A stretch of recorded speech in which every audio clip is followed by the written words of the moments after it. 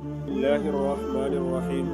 دعا کی فضیلت کے بارے میں دوسری حدیث مبارک۔ سرکار دو عالم صلی اللہ علیہ وسلم نے ارشاد فرمایا ہے، جو کوئی بھی مسلمان دعا کرتا ہے جس میں گناہ اور قطع رحمی کا سوال نہ ہو تو اللہ جل شانہ اس کی دعا کی وجہ سے ان کی 3 چیزوں میں سے کوئی ایک چیز ضرور عطا فرما دیتے ہیں۔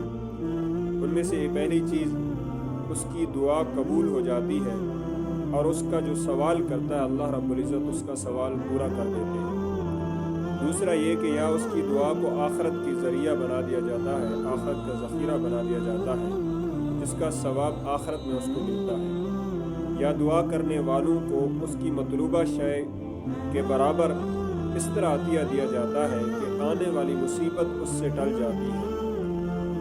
اس لیے ہمیں دعا کرنی چاہیے، کبھی اپنی دعاؤں سے مایوس نہیں ہونا چاہیے۔